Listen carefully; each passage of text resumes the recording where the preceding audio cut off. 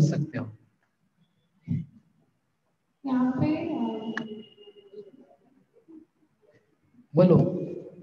जो अभिप्राय है, अभी अभी जो आपने बोला कि मैं अभी, जैसे हम जनरली रहते हैं, 4-5 लोग रह रहे हैं या 2-3 लोगों से ज़्यादा कनेक्शन है, तो हम दिन भर तो इतने क्लियरिटी से नहीं बोलते हैं कि ये सुना है वो सुना है ये वो, पर वो हम जो बोल रहे हैं वो सामने वाला समझ रहा है, जो सामने वाला बोल रहा है तो हम समझ रहे हैं। ऐसा तो दिन भर ही चलता है, पूरा सेंटेंस तो हम मैक्सिमम नहीं बोलते, बोलते तो अनुभव बच्चे ही है मैं। और अभिप्राय भी उसमें ऐसे कुछ सत्य सत्य का मतलब समझ में तो दोनों को ही आ रहा है। तो एक तो ये कि इससे कितना मतलब कि हम सत्य वचन बोले और एक हम अनुभव वचन बोले और उससे जो योग हो रहे, तो मतलब उसमें कुछ पुण्य पाप का कोई कनेक्शन है या इनका यह प्रश्न है लंबा सा कि यहाँ पर हम जो है घर में तो हम बोलते हैं कुछ और घर वाले समझ भी जाते हैं क्या बोलना चाह रहे हैं, वो सब काम हो जाते हैं, बार बार ध्यान रख नहीं सकते हैं। तो क्या सत्य बोलेंगे तो पुण्य लगेगा, अनुभव बोलेंगे तो पाप लगेगा। पुण्य पाप क्या होगा? पुण्य पाप का अभी कुछ भी हमने आपको बताया नहीं है, ठीक है। पुण्य पाप वाली व्याख्या ज्यादा तब आ जाएगी जब यही चीजें आप शास्त्र के अंतर्गत आ जाओ और आप अनुभव वचन से प्रवचन देने लगो। समझ गए ना आप लोग क्या कहना चाहता हूं मैं? वो बेचारा समझा कुछ नहीं है, जैसे हम आपसे कहते रहते समझ में आया कि नहीं आया, तो आप सब लोग बोलते ना हाँ समझ में आया। आवाज बंद कर दो भाई उसकी। तो प्रवचनों में यदि आप यूज करने लगे, उसको समझाने में यूज करने लगे, तो आपको वहां पर दिक्कत होने लगेगी।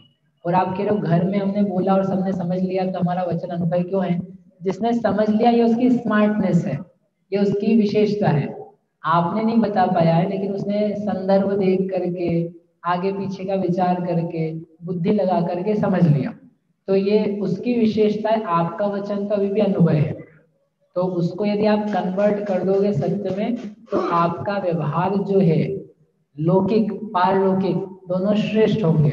आपके सत्य महाव्रत का पालन भविष्य में बहुत अच्छे से होगा। फिर भी अनुभव वचन योग पाए जाते हैं, मतलब उसका सर्वथा अभाव नहीं हो जाता जीवन में से, ठीक है। इसमें आ क्यों नहीं रहे कोई भी? ठीक है आप बोलो। जैसे भगवान के सामने हमने कोई प्रतिज्ञा लेने का सोचा, ठीक है, हाँ, और हमने उसमें बहुत सारे कंडीशन मन में तो सोच के रखे हैं कि ऐसा हुआ तो नहीं कर पाएंगे, अगर पर भगवान के सामने हमने एक सेंटेंस में ले लिया, जैसे स्वाध्याय का नियम दिया, तो हम रोज लेंगे, हम 15 मिनट रोज स्वाध्याय करेंगे, ऐसा हमने दिया। हाँ, अब उसमें मन में ऐसा है कि हम इंदौर में जाएंगे साथ में, या फिर हम जब अश्वती देवी के साथ नहीं कर पाएंगे, ऐसे बहुत सारी कंडीशन दिमाग में होगी, बीमार रहेंगे तो नहीं कर तो आप उसको स्पष्ट कर लो। जब नियम आप ले रहे हो तो जो जो आपकी अलग अलग शर्तें हैं वो आप कर लो स्पष्ट। जो बिल्कुल ही अपरिहार्य उनके सबके लिए सोचने की जरूरत नहीं। जब हम अस्पताल में एडमिट रहेंगे तब, जब हम भूकंप में नीचे गड्ढे में फंस जाएंगे तब, जब हम प्लेन में क्रैश हो जाएंगे तब, इस प्रकार की बोलने की जरूरत नहीं है, क्योंकि वो आपको पता भी नहीं है। लेकिन जो आपके दूसरे विचार हैं कि जब हम देश में नहीं रह पाएंगे, हम इस नगर में नहीं रह पाएंगे, हम ट्रैवल करते हुए होंगे, यदि आपका विचार है, नहीं तो हम हर परिस्थिति में करेंगे ऐसे। यदि हमने बोला नहीं है, अनुभव रूप रखा है, तो वो अनुभव है, ये आपकी प्रतिज्ञा अनुभव है। सही नहीं है। आप उसके क्लॉजेस बना लीजिए, तब तो उसको कहते हैं अभ्यास करके प्रतिज्ञा ली जाती है। कुछ तो जो जीवन में आगे बढ़ने रूप है, कुछ तो ऐसी है कि हर परिस्थिति में कैसे भी करके धारण ही करनी है। जैसे मांसाहार का त्याग, तो उसके लिए हाँ दवाई आएगी तो हम सोच लेंगे कि लेना कि लेना, बाकी टाइम छूट त्याग करते हैं, ऐसा नहीं होता है। कुछ चीजें सर्वथा होती है और कुछ का अभ्यास करके छोड़ा जाता है। ग्रहण करने संबंध में भी ऐसे समझ। और कुछ ऐसे होते हैं महाव्रत जैसे, अभ्यास करके नहीं महाव्रत लिए जाते हैं, वो पूरे ही छोड़े जाते हैं। पापों का पाप जो है, तो जहाँ जो स्थितियां हैं उसके हिसाब से समझना चाहिए, ठीक है। हाँ जी, ऋषभ जी पंडित जी, उसके बाद में देशना गुना। जी भाई साहब, मुझे इस संबंध में पूछना था। हाँ बोलो। जी आपकी आवाज नहीं आ रही, रुक जाओ, मेरे कान में आ रही होगी, मैं चेंज करता हूँ। हाँ बोलिए आप। जी अभी आ रही भाई साहब आवाज? हाँ। भाई साहब, ये सत्य असत्य उभय और अनुभय, चारों मन और चारों वचन योग, इसमें शुभ और अशुभ योग का बंटवारा किस तरह से करेंगे? शुभ पुण्य से, अशुभ पापस से, कौन सा शुभ योग कहेंगे, कौन सा अशुभ योग कहेंगे? ये क्या है, चारों ही शुभ अशुभ में चले जाएं तो भी कोई बात नहीं, क्योंकि यहाँ पर शुभाशुभ का बंटवारा नहीं है। और शुभ और अशुभ का जो बंटवारा ना योग का, वह चारित्र की प्रधानता से कहा जाता है। योग अपने आप में न शुभ होता है ना अशुभ होता है। जैसे हमने कहा सराग सम्यक्त्व वीतराग सम्यक्त्व, तो सम्यक तो कोई सराग वीतराग नहीं होता है, राग की प्रधानता से, राग के निमित्त से उनको अपन ने इस प्रकार का नाम दिया है। वैसे के वैसे जो योग है, तो योग अपने आप में सराग पुण्य पाप नहीं होता है। जैसे बहुत सिंपल एग्जांपल आपने भी कई बार सुना होगा, एक व्यक्ति है गाड़ी में बैठ करके हावड़ा की गाड़ी में बैठा है, हावड़ा की गाड़ी यानी ट्रेन जो है इंदौर से चलती है, शिप्रा में बैठा है, जा रहा है, तो उसको पुण्य लगता है कि पाप लगता है? वो गाड़ी में बैठा है। अब वो कहो कि शिखर जी के लिए जा रहा है वो, तो उसका वो जो गमन है वह आप उसका पुण्य योग कह देते हो। और वो व्यक्ति कलकत्ता शॉपिंग करने जा रहा है, तो वही उसका पाप योग हो जाता है।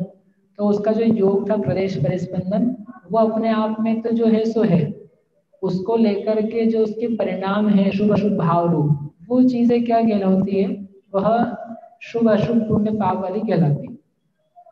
इसलिए जितने चारों प्रकार के वचन और मन योग हैं और काय योग भी आगे आएंगे, उसमें शुभ अशुभ का विभाजन नहीं है, स्वरूप दिखाया जा रहा है। जी भाई साहब, इसी संबंध में मोक्ष में प्रकाशक के दूसरे अधिकार में टोडरमल जी ने जहाँ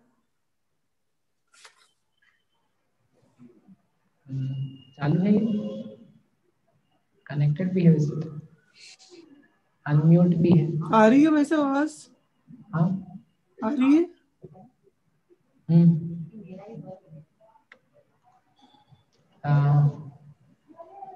आवाज तो नहीं आ रही है, आई नहीं अभी मेरी। भाई साहब आ रही है क्या आवाज? मुझे आ रही। इसको बंद चालू करो। ये तो ना इसको कान में लगा के सुन सकता हूँ। स्पीकर आपकी ये डिफॉल्ट में सेट हो गए।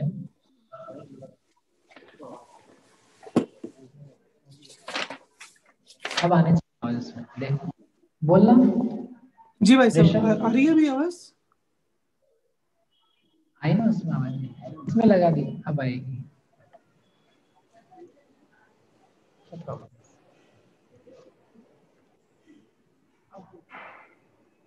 बोलिए। जी भाई साहब अभी आ रही है आवाज?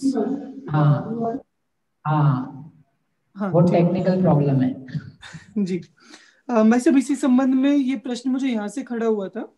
मोक्ष में प्रकाशक का दूसरा अधिकार जो योग से प्रकृति और प्रदेश बंध की चर्चा आई, तो उसमें इतना लिखा कि शुभ योग होने पर पुण्य प्रकृतियों का बंध, अशुभ योग होने पर पाप प्रकृतियों का बंध, और मिश्र योग होने पर कितनी ही पुण्य और कितनी ही पाप प्रकृतियों का बंध।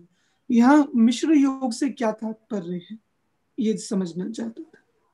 मिश्र योग यानी जिस समय पुण्य का भी और पाप का दोनों का बंध हो, वह मिश्र योग है।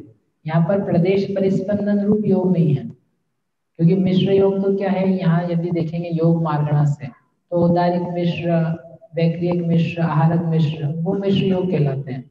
तो वो मिश्र योग इष्ट नहीं है। मतलब जिस योग से पुण्य का मात्र आश्रय हो वह शुभ योग है, मतलब शुभ योग के अंतर्गत है। और जिस योग में मात्र पाप का आश्रय हो, वहाँ पाप का बंध होता है, दोनों हो यानी पुण्य पाप दोनों का बंध हो रहा है, तो वह मिश्र अवस्था है। इसकी योगों की नहीं, वो परिणाम है उनकी, तो उस परिणाम का ही नाम मिश्रता पे रख दिया है। ठीक है, उसका योग पर उपचार करके उसका योग पर उपचार किया है ऐसा, शुभ अशुभ और मिश्र। हाँ, परिणाम का योग पर उपचार है। ठीक है, तो जैसे सराग वीतराग का समय पर उपचार है, शुभ उपयोग अशुभ उपयोग, शुभ अशुभ भावों का उपयोग में उपचार है। उपयोग कभी शुभ और अशुभ नहीं होता, उपयोग उपयोग है। ठीक फिर भी शुभ उपयोग अशुभ उपयोग शुद्ध उपयोग कहलाता है। तो वैसे फिर भी विषय जैसा बनता है वैसा उपयोग। जी, एक ही समय में पुण्य भी बन रहा है, एक ही समय में पाप भी बन रहा है अघाती कर्मों में, ये यहाँ कैसे संभव है? घाती नहीं, अघाती कर्मों में। अघाती में जी। हाँ, उसके लिए कर्म कांड में चलेंगे अपन, 5वां अधिकार आएगा तब बहुत मजे आएंगे उसको पढ़ने में। कर्म कांड में पूरा ठीक है। इतना गजब सिस्टम है, उसके आपको बहुत कंक्लूजन्स निकल के आएंगे। That is so amazing. इंतजार करना पड़ेगा, लेकिन वो होता है ना। ठीक है, हाँ धन्यवाद। जी, इस मैंने देशना गुना, फिर उसके बाद में दूसरी देशना।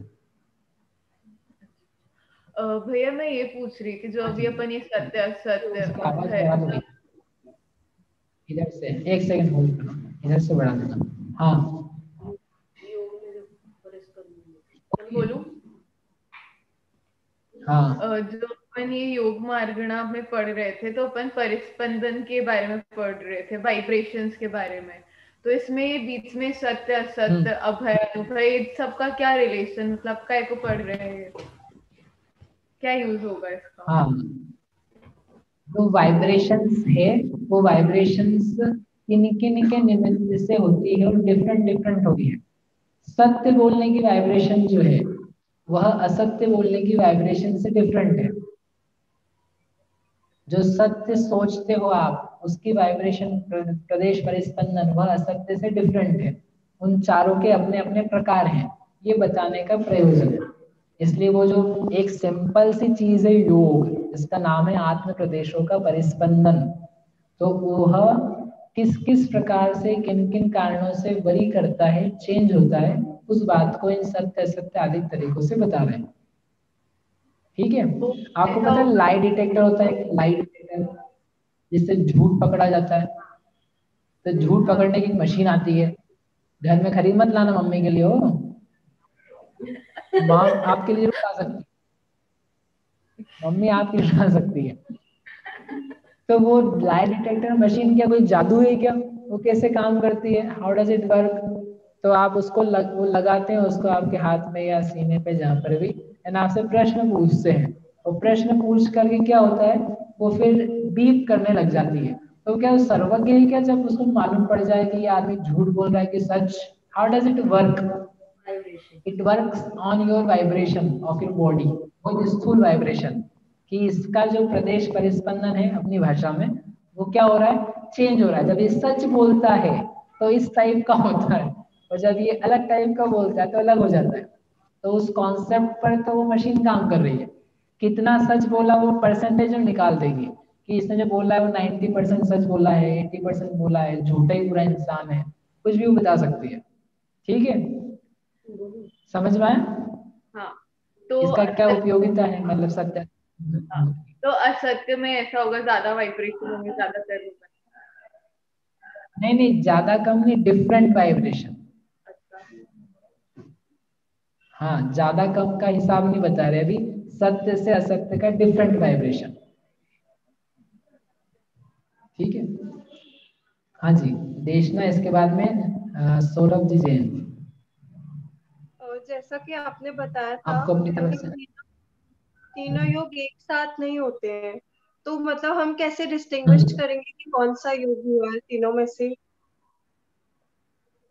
हाँ, आपको डिस्टिंग्विश नहीं करना है, आपको जानना है कि हमारे तीनों योग हो रहे हैं, क्रम क्रम से हो रहे हैं। जब हम चेष्टा विशेष करते हैं ना, उस समय उस स्पेसिफिक प्रकार का योग चालू होता है।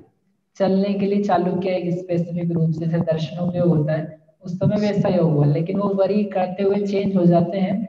आपको ध्यान लगा लगा करके योग नहीं पता करना है, इतना काफी जाने के लिए कि योगों की प्रवृत्ति इस प्रकार की हम में होती है। कोई ऐसे जीव हैं जिनमें ऐसी ऐसी होती है, कोई ऐसे भी हैं जिनमें होती ही नहीं है।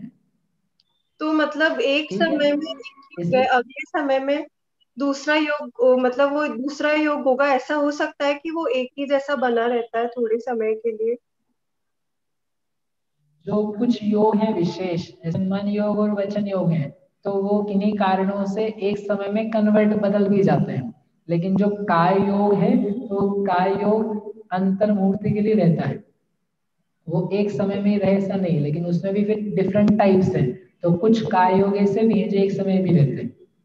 तो वो जो योगों के प्रकार है ना, उनमें जो बेसिक काय योग है उसके लिए शर्त रहती है अंतर्मुहूर्त की, और बाकी के वचन और मन योग हैं उनका व्याघात भी हो जाता है, वो बीच में टूट भी जाते हैं, एक समय होकर के भी दूसरा चेंज हो जाता है, ऐसी पॉसिबिलिटी रहती है।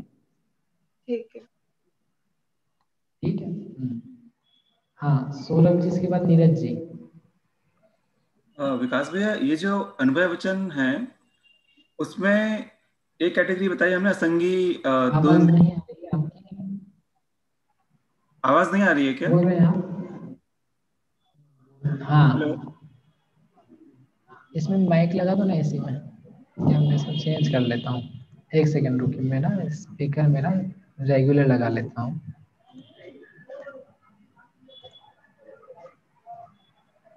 सिस्टम चेंज हैंग हो गया है।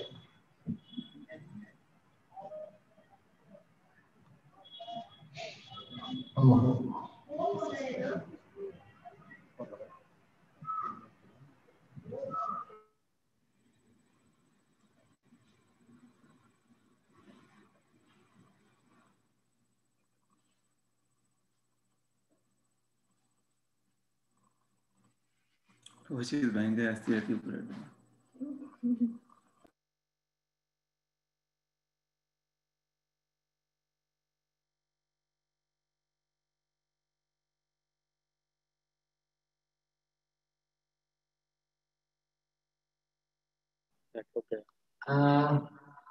बोलिए आप।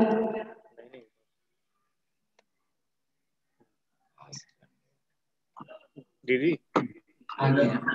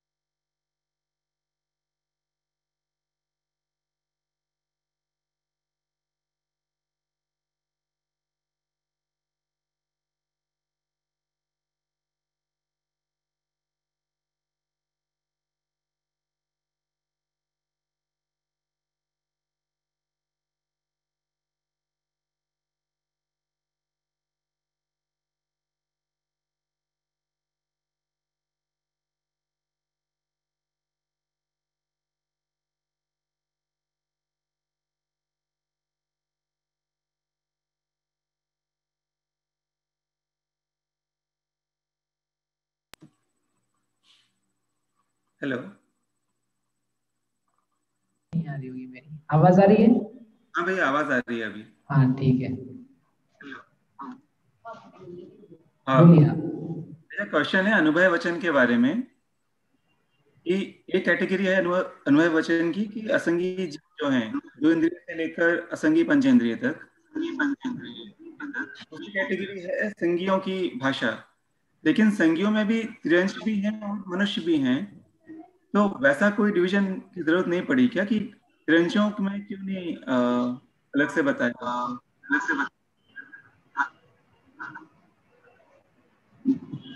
जो भाषा त्रिअंशों की है वो भी सभी अनक्षरात्मक भाषा है, उसको क्यों नहीं अलग से समझाया? उसको माइक पे लगा दो ना। जो सभी भाषा तिर्यंचों की है, वो अनक्षरात्मक क्यों है? जो दो इंद्रिय से असंगी पंचेंद्रिय तक के जीव है ना, वो सारे के सारे कैसे हैं? उनकी भाषा नहीं है कोई जिसका कोई दूसरा मीनिंग निकाल सके, इसलिए उनकी भाषाएं अनुभय अनक्षरात्मक है।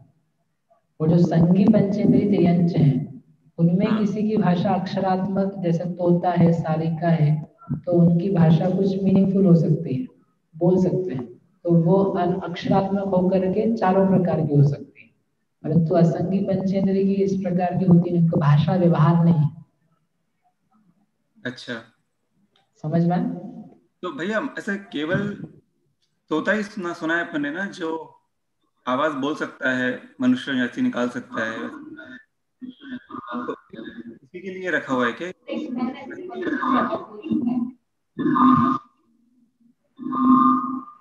तोता वगैरह सुना है, बाकी कोई किसी देश में और भी कोई ऐसा प्राणी होता हो जिसकी भाषा हो, अच्छा, बोलने रूप, वचन रूप? अपने को और ज्ञान नहीं इतना विशेष, लेकिन जैसे शास्त्र में 2-3 शब्द नाम है, आदि दिया जाता है, तो कोई और दूसरा भी हो सकता है, इस अपेक्षा से दूसरों को कहा। ठीक है।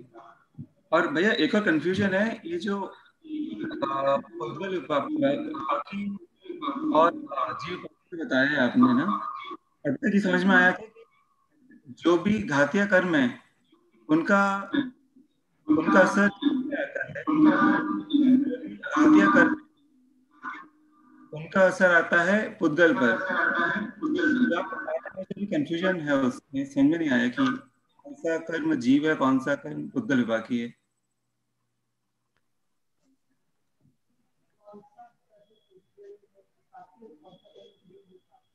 कौन सा कर्म पुद्गल विपाकी, कौन सा जीव विपाकी, इसके लिए क्या कर्मकांड जी का पहला चैप्टर देखना रहेगा। घातीय कर्म सारे जितने भी होते हैं सभी जीव विपाकी हैं, और जो अघातीय कर्म है उनमें फिर भिन्नता पड़ती है। जिनके फल डायरेक्टली शरीर में आते हैं वो पुद्गल विपाकी होते हैं, जिनके फल जीव में आते हैं वो जीव विपाकी होते हैं। तो वो अघातीय में ही 2-3 टाइप्स जो बताए गए हैं वो बनेंगे, और घातीय सारे के सारे जीव विपाकी कहलाते हैं। ठीक है। ठीक है।